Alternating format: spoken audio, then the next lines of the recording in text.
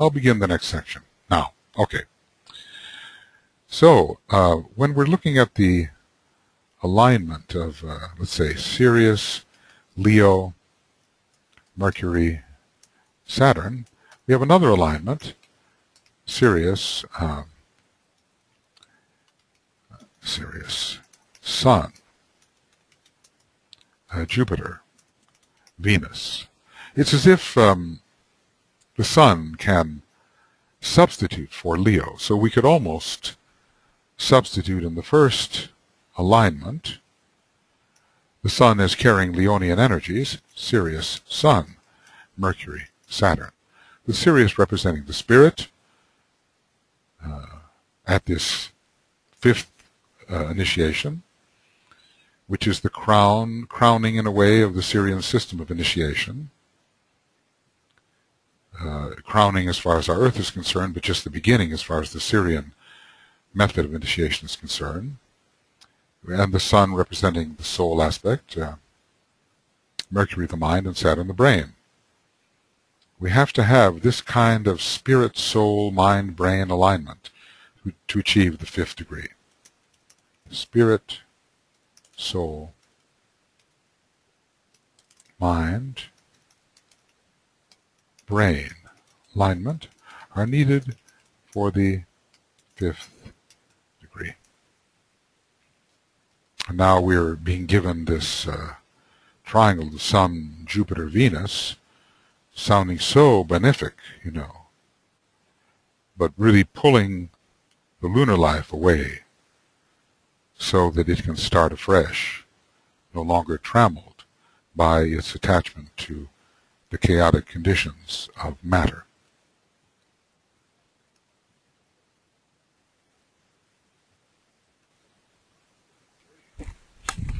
Now we are continuing, and well, there's so many things not resolved, but at least we have some ways of thinking about a very important magnetic triangle of the Sun, Jupiter, and Venus, and the transition that is necessary to bring our Earth into greater alignment with the program, Earth and humanity, into greater alignment with the program in the second solar system.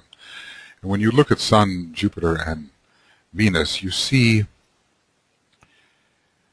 two of the planets which the Sun obviously is using to, with the solar logos is obviously using to bring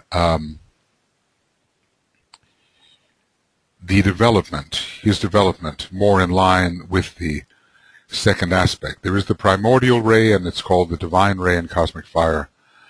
And this primordial ray is the third ray, the ray of the previous major solar system, also the ray of the moon chain, and the ray in relation to which there is a problem in our solar system and even in the larger cosmos, which involves the Great Bear and the Pleiades. Our Sun needs, our solar system, our solar logos needs to get with the second ray, and two of his great allies, subsidiary logoi, maybe aspects of himself in a way, are the logos of Jupiter and the logos of Venus. And this triangle is pulling away from the limitations of the third aspect of divinity, pulling away and making it possible for the second aspect to flourish, which it must in this solar system. I think much of the solar system has been spent already fighting with the legacy of the third aspect of divinity. Now we reach a crucial time in planetary initiation, and I also think in solar systemic initiation, where the balance will tip toward the second aspect of divinity. Okay, you know, I have a certain adhesiveness here. I hate to leave the subject because just hints have been given and responses to these hints, and a layout and alignment of spirit, soul, mind, brain has been given, which I think signifies a very high level of relationship, but we are dealing with the Leonian subject, and we're dealing with the way that Sirius is important at the fifth initiation. There's something about this five-pointed star of Sirius, something about our whole program of initiation, which in a way climaxes, as far as our solar system is concerned, at the fifth initiation. Then we are truly on the Sirian mode of development, which takes us even to initiations as high as the Christ and perhaps beyond, is mastership in relation to the Logos of Sirius, to be found at our ninth initiation. Is transfiguration to be found at our seventh, such that the Christ could be considered a transfigured Sirian initiate? There's so little that we know here. We just know that the influence of Sirius is amazingly benevolent, that there has been a retardation in our solar system, and especially in relation to our planet, that Sirius and Venus and other sources, Jupiter, are stepping in to help reaccelerate the retarded condition in which we find ourselves, the condition in which we're held back on this planet from what we should be. And who knows, is our solar logos held back too? I wonder if there's an analogy that just the way our Earth should be in the same position as Venus at this time, equally as advanced. You kind of wonder whether our solar logos should be in a similar condition to Sirius, which is certainly a sacred solar logos. Certainly has achieved the third cosmic initiation, whereas our Sun has not. 1 degree behind. And you kind of wonder if the planetary series of initiations are a little different from that of the solar series. They're both called cosmic, but you kind of wonder whether in a series of 7 initiations, whether Venus hasn't achieved the third. A cosmic initiation of a kind, but not necessarily the same as the third cosmic initiation of the solar logos, whereas our Earth has not even achieved the second. Let's just make sure that all is well here. Looks as if it is. So the going on, did I think that the Leo chapter would be easy somehow? Through Uranus, Leo is related to 3 other signs of the zodiac. And think of this now. Leo wasn't brought in under the veiled Uranus earlier. I had to put a parenthesis around Leo. Through Uranus, Leo is related to 3 other signs of the zodiac: Aries, Libra, and Aquarius. And remember, when we were looking at the signs related to Virgo, we could not include Leo. It was a sign of crisis, but it had a Neptune connected with it, which certainly connected with the veiled Neptune of Virgo, but we couldn't include it. It wasn't allowed. Here, we do see that the veiled Uranus is counted as a relational factor. So Aries with hierarchical Uranus, Libra with esoteric Uranus, Aquarius with orthodox Uranus, and Leo with veiled hierarchical Uranus. And these 3 constellations with Leo form what has been called the subjective quaternary of the reincarnating soul. I think, DK must be a member of that group of astute hierarchical astrologers who, he says, are known for their selflessness. Where else could such information be of value? Where else could it originate? Where else would it be noticed? So the subjective quaternary of the reincarnating soul, because they are related to the permanent atoms which persist from life to life and which form during the cycle of reincarnation, the well, semi-permanent, I would say, repositories or the storing houses of the experiences undergone during life in the three worlds. I think we see here, we see how these great lords of constellations,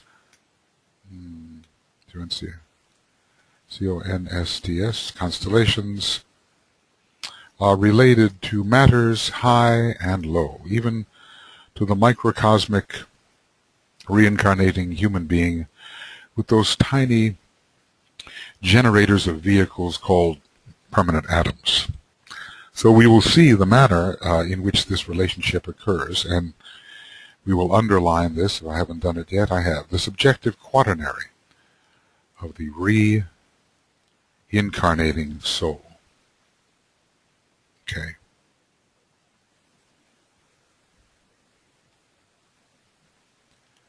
Here we go.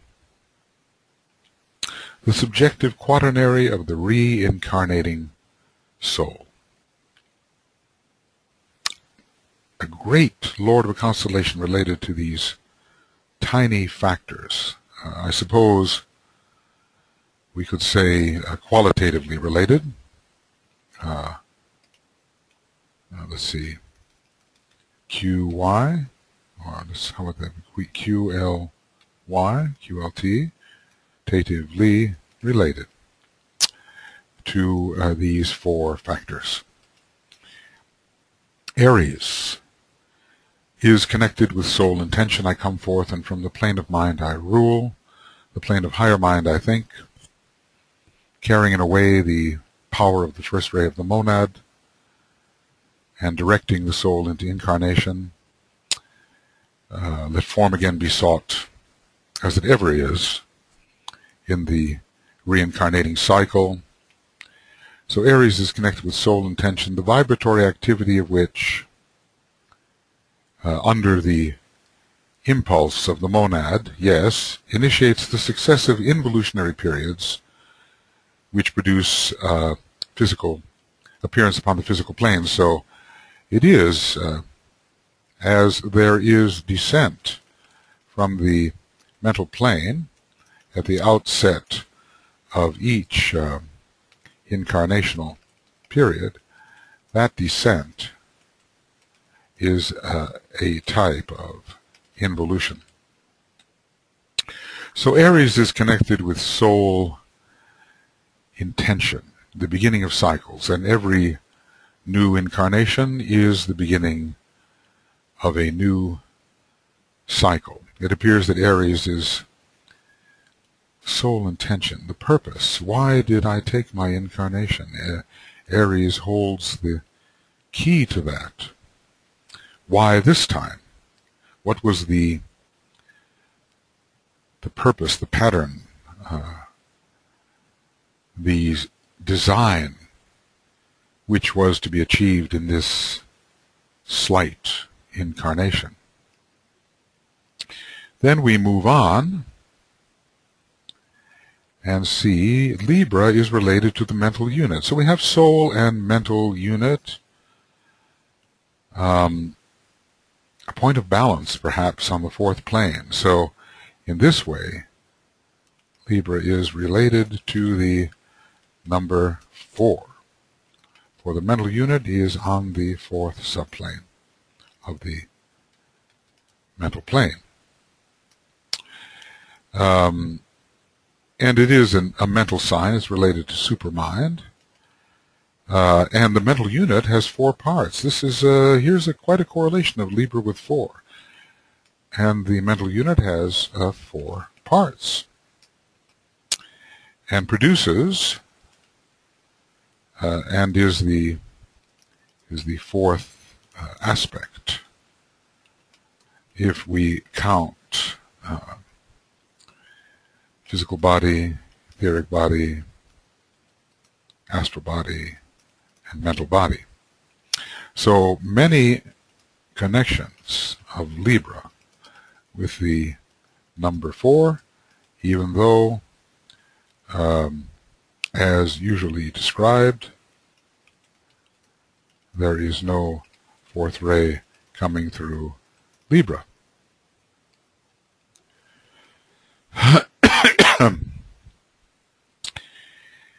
The mental unit, however, is associated with the mental rays naturally, and Libra is qualified by the mental rays, the third ray extensively through the constellation itself, through Saturn, and Uranus has third ray, and Venus has fifth ray. We're dealing with activities upon the plane of mind, third and fifth ray. And as we saw when studying the sign Libra, produces eventually the balance between the pairs of opposites. So on the fourth subplane of the mental plane, a kind of balance between the personality and the soul is produced. Important decisions are made there about which way to turn. Towards the soul, which has gathered power for a fight in Scorpio, or towards the material personality. So anyway, we also saw that Libra was involved with Kurukshetra in the ancient days, and that an emotional decision was there being made, and even today the people inclined towards emotionalism are making emotional decisions according to their ideals, rather than carefully thought out mental decisions, more to be experienced by the more advanced man in Scorpio. So this produces a balancing between the pairs of opposites. Which way shall I go according to my desires? This is brought about on the astral plane, even today and in ancient days, but I imagine that there are some Librans who are highly mental and are working out the balance in the mind. It is the attainment of this balance which produces the reversal of the mode of passing around the zodiacal wheel. Perhaps the decision to reverse the wheel is at first one of emotion and desire. And it takes place when integration has occurred. And man is focused upon the mental plane. So mental focus and an important emotional decision. And an important decision which involves the astral body. He can then, through the right use of the mind, discriminate between the pairs of opposites and find the narrow razor-edged path which passes between them and keep his balance upon it. Sounds like, sounds like life upon the fourth subplane of the mental plane. We see that both are involved. Venus is the ruler of Libra. Camamanus is involved with Venus. Venus and both Sirius, in a way, represent Camamanus. We're talking about a cooperation here, shifting the balance on the astral plane so that one's desires and ideals move towards reversal, and seeing with clarity through the right use of the mind, a balancing factor, the way one must go. So the mind presents the evaluation, and the emotions get behind it. Whoop. The mind presents the evaluation, and the emotions get behind it. So he does emphasize here the astral plane in relation to Libra, but it really has to do with the careful weighing of values on the mental plane.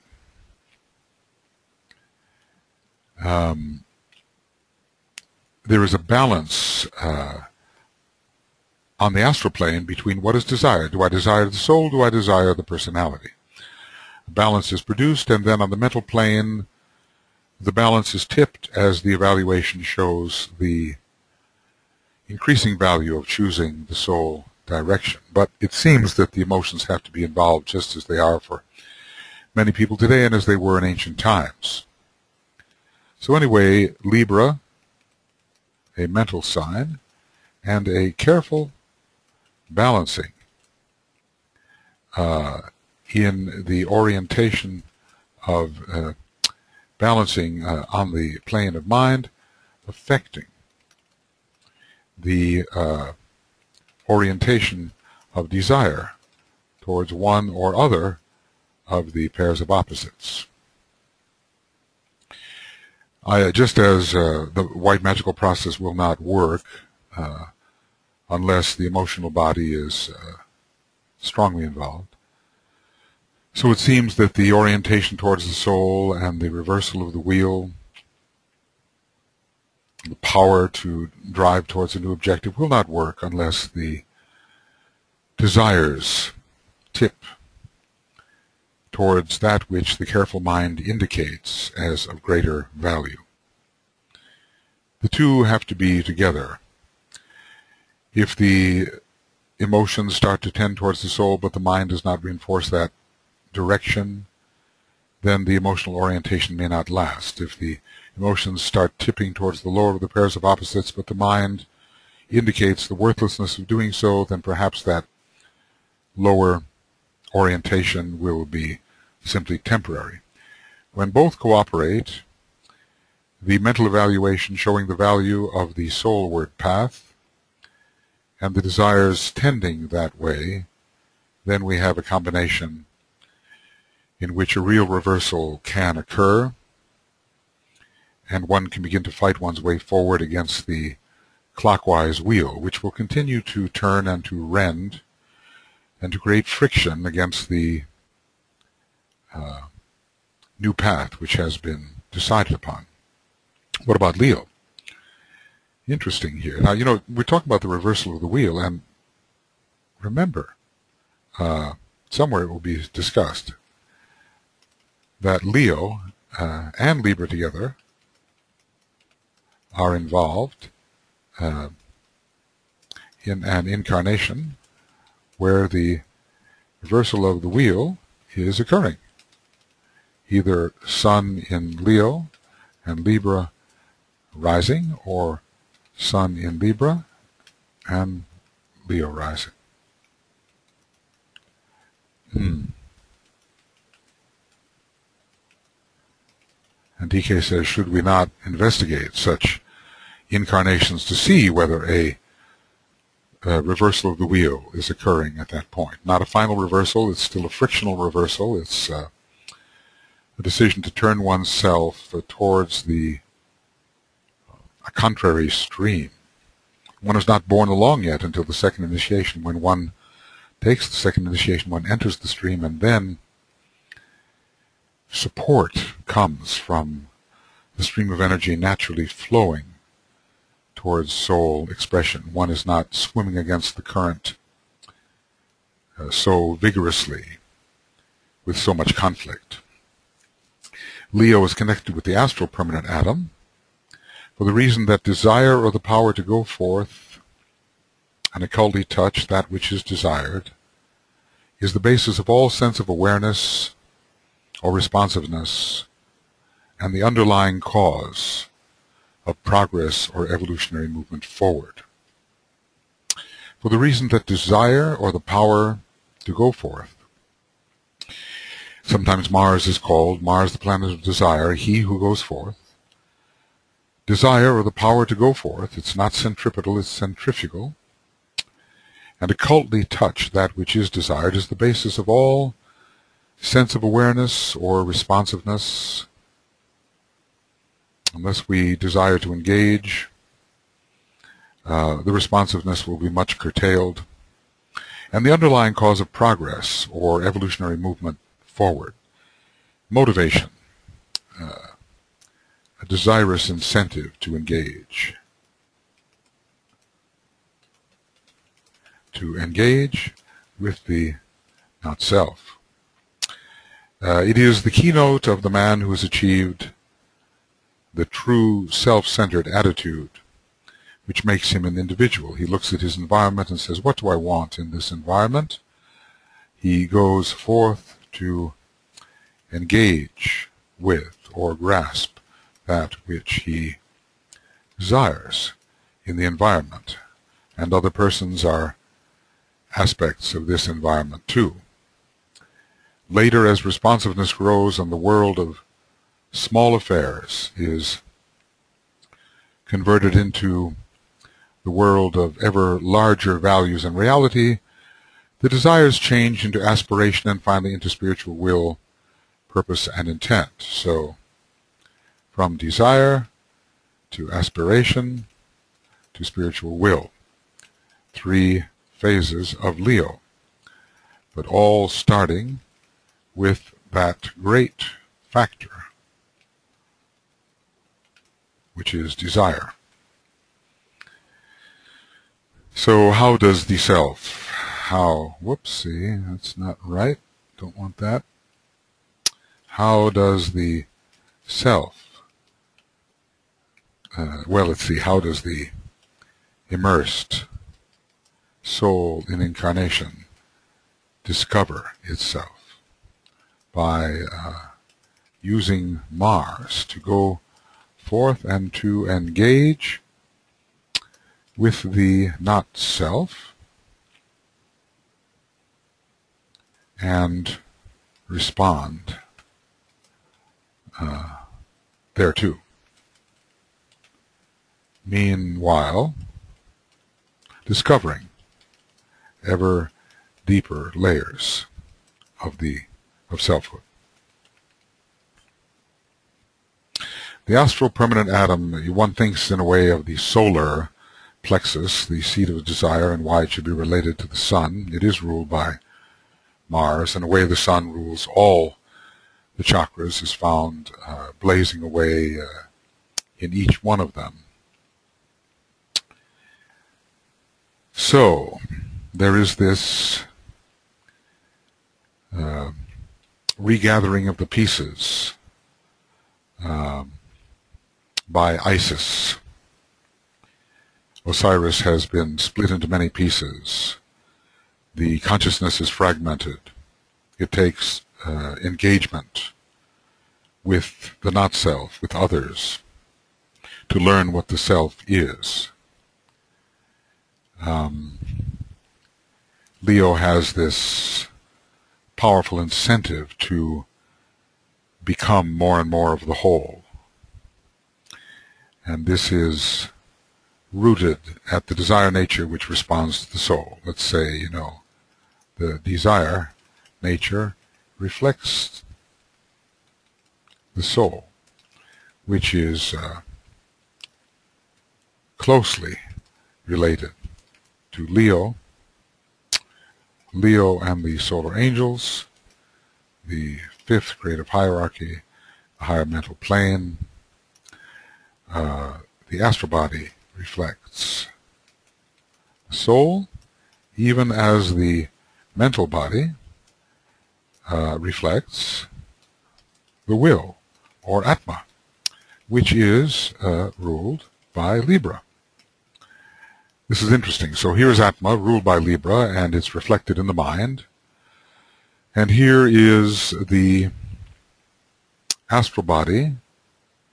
Well, let's just say, here is the astral body reflected in the soul, the sunflower, the Leonian soul, the solar principle, the solar lord, thus connected with Leo, reflected in the astral body with which the soul is connected. Regarding Aquarius, well, it rules the lowest of the creative hierarchies. It's eventually connected with the physical permanent atom, which is, as you know, upon etheric levels, and we understand that Aquarius and Gemini rule the etheric body.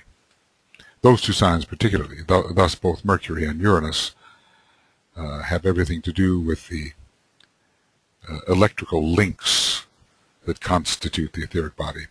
It is this individual web which is the medium of the relationship to the whole, as all forms are possessed of the etheric body, or at least within the 3 worlds it is so. Well, let's just say in the solar system. And of course there is the solar system is consisting of the cosmic etheric body and the cosmic dense body. So there is a way in which the systemic etheric body relates to the four higher subplanes, which are the cosmic ethers. So it is this individual web which is the medium of relationship to the whole, the universal consciousness of Aquarius. Again, that idea becomes expressive just insofar as the individual etheric body is in conscious relation with the etheric body of humanity, the solar system, and of course the planets. So he's telling us here that the individual etheric body, which is systemic, must be related to the cosmic ethers, which is the etheric body of the full solar system. So this interchange of ethers, which comes about at a certain time, whereby the higher ethers permeate and substand and pass through, pervade the lower ethers, however they do that, whatever the exact mechanism of their accomplishing that may be, that is an important factor. So what do we have then? These are all united by Uranus, and we have Uranus as the seventh ray planet inducing incarnation. So, as a matter of fact, the sacral center, ruled by Uranus, produces incarnation. So, let's just say Uranus, closely related to incarnation through its seventh ray. We're told that the scientific servers will use the seventh ray, and one of their major tasks will be to study incarnation. First and seventh and fifth rays will be involved in what they do. Uranus is the scientific planet par excellence. It always encourages getting into new areas and finding out what they hold. There's a great curiosity. It's the higher octave of Mercury, the planet of curiosity. Uranus, even more investigative. I mean, just kind of look at the Aquarian horoscope of Thomas Alva Edison. Others animated by that Uranian curiosity to get into the subtle energies of things. So this is all about incarnation. Uranus in its seventh ray is related to incarnation. It's related to the scientific servers studying the modes of incarnation and the soul and the three permanent atoms. Soul give me a break. Three permanent atoms are related to the processes of incarnation. Uranus bringing things down through the seventh ray, bringing the archetype onto the physical plane with the help of its companion Saturn ruling the denser part. But the physical permanent atom really is etheric, and when we start talking ether, Uranus is much more involved than Saturn. So these four constellations, Aries the soul, the impulse of the soul, Libra the mental unit, and the decisions made mentally about orientation. Until there really is a mental focus, there can be no reversal of the wheel, so Libra does need to be a strongly mental sign. Leo giving that great desire to go out and find oneself, to find a larger and larger self through engaging with the apparent not-self, and then Aquarius engaging the lowest of the creative hierarchies, giving embodiment to the soul. We talked about this with the connection of Virgo, the Christ energy, finding a vehicle in the lowest of the creative hierarchies ruled by Uranus, ruled by Aquarius, really by the moon, but probably veiling Uranus. The color violet is closely connected with this creative hierarchy. We realize that the moon is said to be violet here, but really the violet planet is Uranus. The hierarchical the hierarchical moon does veil in its highest position Uranus, as well as Vulcan and Neptune. So these four are the quaternary. What did he call them? Some kind of quaternary. How did he describe it?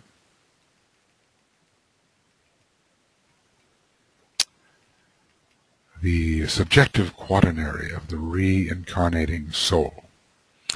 Yes, it's not about the physical body, is it? All of the permanent atoms are actually subjective factors, and the soul is certainly a subjective factor. The subjective quaternary of the reincarnating soul. I tend to want to copy that and put that in a prominent place where, after studying all of them, one can really remember what they do. This is Leo should be in a way a number 3. Oh, it's a 4. Well, let's just say 3. No, unless I leave it that way, it's going to be a 4. And then 4 Aquarius, that fits.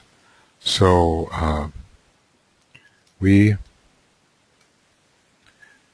put this here, we have been dealing with the subjective quaternary of the reincarnating soul, and I think we see how important is Uranus in the whole process of incarnation. Well, so is Neptune. We've learned, at least in the stage of a very high initiate, but then that initiate is going to begin to orient himself towards the cosmic astral plane, which Neptune rules. So the lowest point of anchorage on the cosmic astral plane will be Neptunian, because it rules that hierarchy which will occupy the 7th position, veiling the Christ. And I think this is another reason why that Neptune is associated with the base of the spine center, but also suggesting orientation towards the cosmic astral plane. I think we were dealing there when we saw Sirius, Leo, Mercury, and Saturn with a very high state, with Mercury being the Sirius being what? The star of Mercury? Is that how it's described? Saturn being one of the major transmitters of Sirian energy. Saturn deeply related to Leo in a first-ray sense. Yes, we may well have been looking at a Sirian alignment necessary, not for the 4th initiation, but actually for the 5th. He called it a very high initiate. Well, you cannot really call the 3rd degree initiate a very high initiate. I don't think so. But, you know, we all stand to be corrected. I would point out that I think what I want to do here, make sure I have my red brackets for notes. I would here point out that the term permanent atom is essentially symbolic, and that what we call the permanent atom is in reality only a unit of energy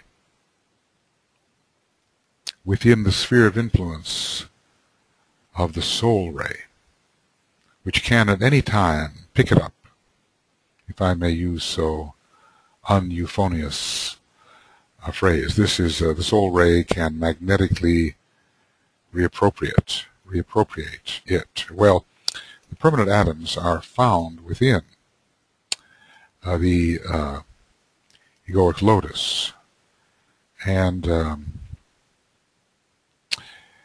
they are easily influenced by the soul ray, which pours through the entire egoic lotus. So we're dealing, excuse me here, with a unit of force, not with any really substantial thing. It is a unit of energy. Who knows what its appearance may be? Maybe Babbitt tried to draw this unit of force in his book on color, the so-called Babbitt atom. It comes from the 1870s, and probably there are a lot of scientists who would think that what has been rendered there is just nonsense, but there are theosophical scientists who probably do the necessary research with that particular structure. So the soul, so it's there all the time within the causal body, within the sphere of the causal body, and as the soul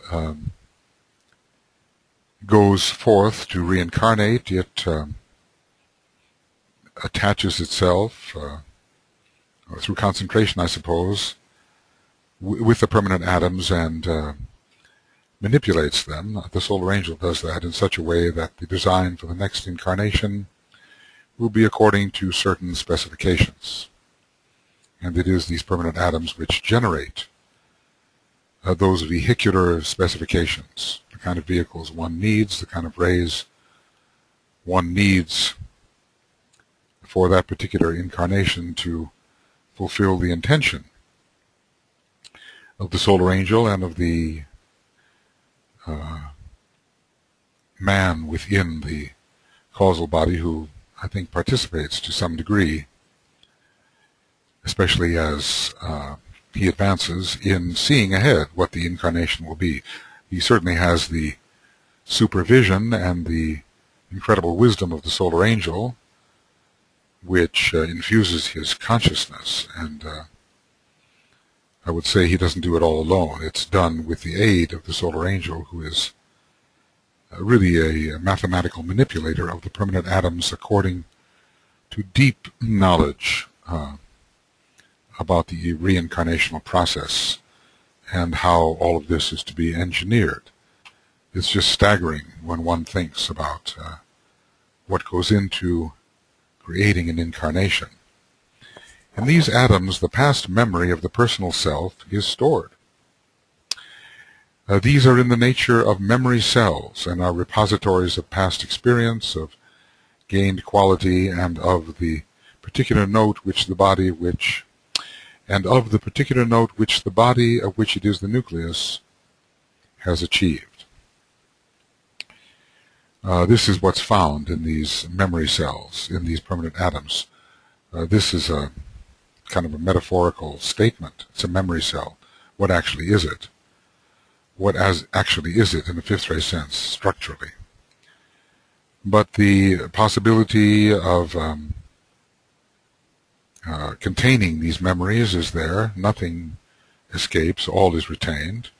Quality, too, is found there, but that is harvested from the permanent atoms. We might say that quality is extracted from the experiences in which the gain of quality occurs. So quality is extracted into the causal body from the experiences in which the quality was gained. So the causal body enriches itself, the soul feeds upon those experiences of quality. When we work in our life in such a way that we produce quality, we are producing it for the sake of our internal storehouse, our treasury.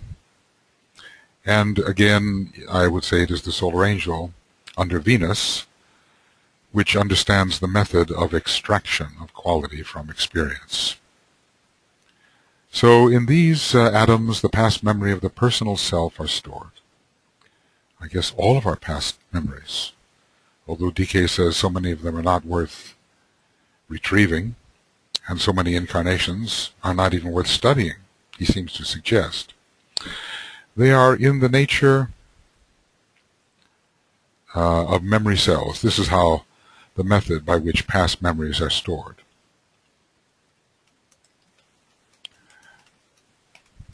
And these memory cells are the repositories, the storehouses of past experience, of gained quality. But there, I suppose, the experience and the qualities are united, but within the causal body, the qualities are extracted. So they are not recollections anymore, they are simply inherent qualities gained. And the method of gaining it would be considered a kind of encumbrance, no longer necessary, slowing down the use of the quality which is extracted. And of the also repositories of the particular note which the body, of which it is the nucleus, has achieved. So there is a vibratory note which each body has thus far achieved, a pitch. And this pitch, whether in tune with the other pitches or not, is sounding in the permanent atom. And the next vehicle will sound accordingly, and the attempt will be made to raise the pitch or fine tune it. They are material in nature, but of course matter is, in a way, energy, right? They are not, well, they are material because they are part of the dense physical body of the planetary logos,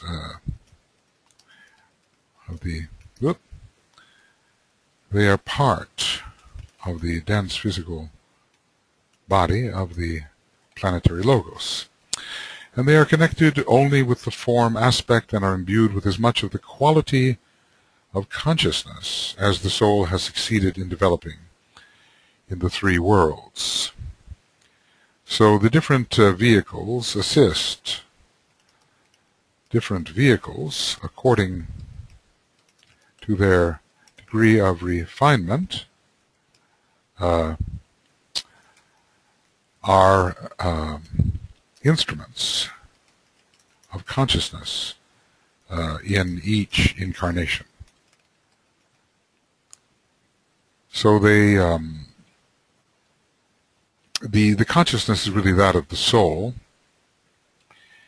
and these vehicles make possible the expression of a certain degree of soul consciousness.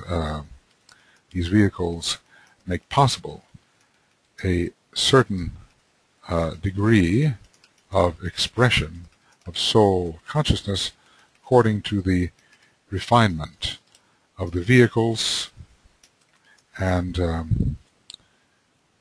that depends on the condition of the permanent atoms. So the more refined the condition of the permanent atoms, the higher the note, the more connection there is between the condition of the permanent atom and the possibility of expressing soul consciousness, the more soul consciousness will be expressed through the vehicles. The more sensitivity there will be, the more the growth of that sensitive factor that we've been discussing in Leo.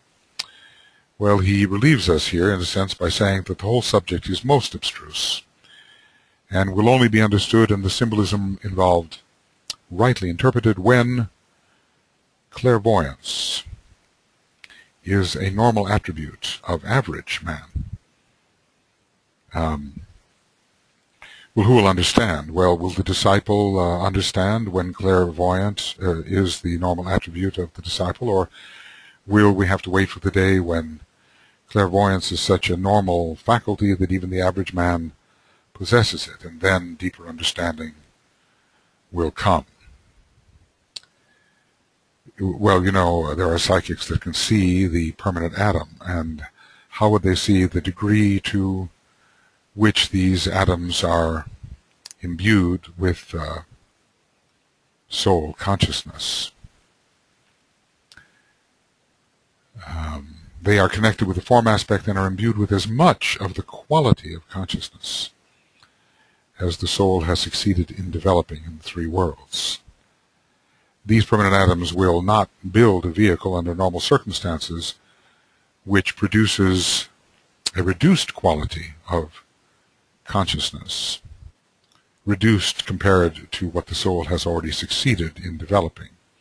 Usually it's steady progress unless karma intervenes and demands less sensitive vehicles for certain repayments.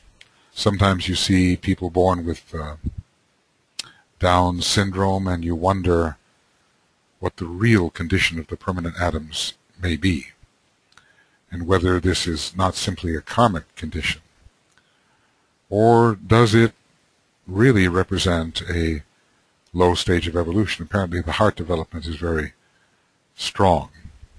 It is possible to have one's faculties somewhat reduced or greatly reduced during a particular incarnation to cultivate another aspect. Perhaps it would be strange, but an overdevelopment of the concrete mind might lead to Down syndrome, so that the concrete mind was in complete abeyance and the heart quality could be raised a bit to balance. This might be an intervention by the solar angel to create a more healthy balance in a dangerous condition, because we do know that overdevelopment of the concrete mind takes one closer to the Black Lodge, and when the sheep are separated from the goats on our planet at the Day of Judgment, those who will be transported to other spheres are those with an underdeveloped or overdeveloped concrete mind.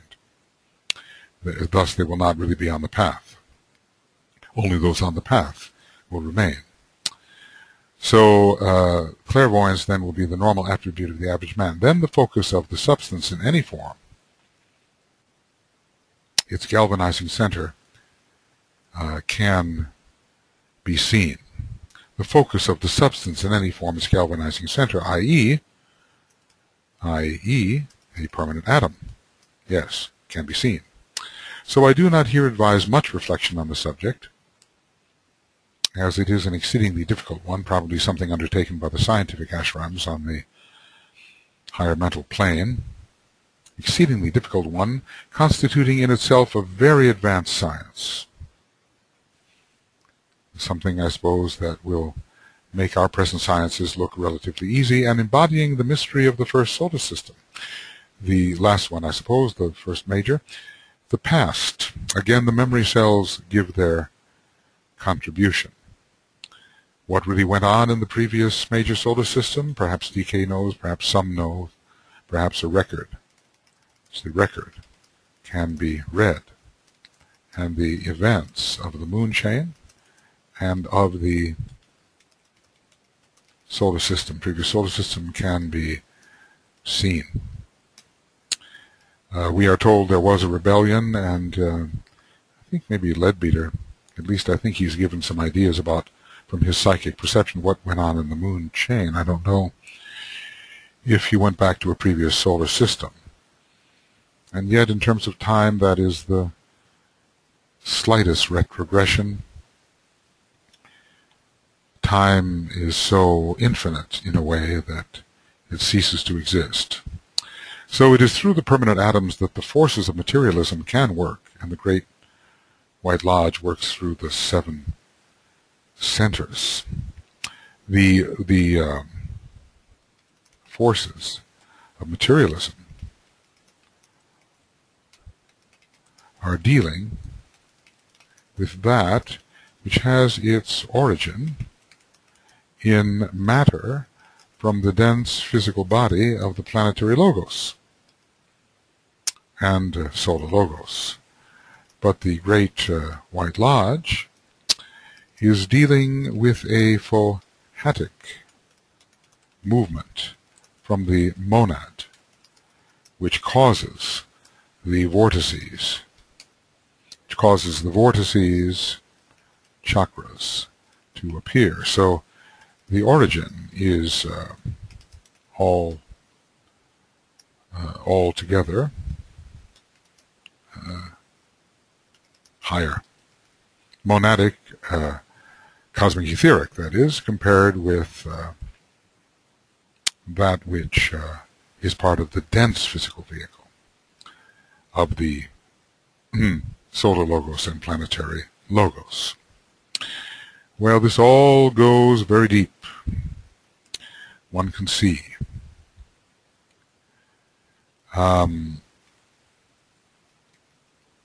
Aries begins the process and is the initiator of the process which leads to progress. That's the incarnation, of course. Initiator of the process, the incarnational process, which leads to progress, cyclic progress, and at the end of the age, as it is now at the final or seventh initiation, the initiator, he calls this the final initiation. He's not counting the eighth or ninth, let's say, not counting the eighth or ninth, even as it is now at the seventh. The initiator of the mysteries, that is the planetary logos, will work under instruction and with energies which emanate from the Lord of the constellation Aries. This is the section in which he tells us that Aries will be the sign of initiation, taking over from Capricorn. In the last analysis, and esoterically speaking, fire is the great liberator and Aries is the leading fire sign, which will eventually fuse the beginning and the end. This is the alpha and omega, and blend the opposites, spirit and matter, and dispel both time and space. It actually has the 1 and 7, and pure being dispels both time and space. The beginning of this dispelling is starting at the third initiation. So at present, the initiator of the mysteries acts under the inspiration and with energies emanating from Capricorn, an earth sign, because humanity is as yet earth-bound. But later, and when is that? At the end of the age. What age? Certainly not the immediate impending age of 2,500 years or even 25,000, much longer age. The forces of initiation produce their major effects upon the physical plane, for it is there that the initiate has to demonstrate his liberation, his understanding and divinity, but this will be different later. And will this end of the age be when humanity is greatly advanced and the planet itself has become a sacred planet? This is what we call veiling through non-specificity. I would call it that. Whoops.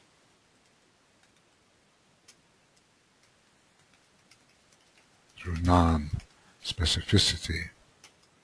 Veiling through non-specificity. The end of what age? If it's the 7th degree, and many are passing through the 7th degree, we know how very long that will necessarily take, because there are many now who will have to undergo still further development in the next solar system. Well, I'm going to come back to this, because it's too deep. So Esoteric Astrology Adventure 91, Section B, and we'll end this at page 304. And probably we will begin with Esoteric Astrology 92, I suspect. Esoteric Astrology Adventure. How very deep these subjects have been. We are really... Leo has such a material propensity in one way and is such a fiery sign of liberation in another. We are dealing with both sides of this, and with advanced stages of evolution, which are entered by the Leo subject. So the quaternary, the subjective quaternary of the reincarnating soul, Aries, Libra, Leo, and Aquarius, this is what we've been discussing, with necessary discussion of the permanent atoms necessary for bringing about the reincarnating soul, bringing about its incarnation, and then discussing the nature of the permanent atoms as repositories of memory cells holding the memories of the past and the qualities, thus quality of consciousness thus far achieved, and even perhaps taking us back to very remote periods. Memory in relation to the first solar system was discussed. So this will be beginning of Esoteric Astrology Adventure 92, and it will be A and page 304. Well, okay, friends, that's it. We're at 2 hours, and that should be enough for today, I think. I'd like to keep going, but tonight there is a faculty seminar for the Morya Federation, and we're working on Rule 1 for group initiation, the more advanced rules for disciples and aspirants, and it's getting later now, so I think we will have to let this go. So we'll see you on the next occasion with Esoteric Astrology Adventure 92A. So, for now, farewell.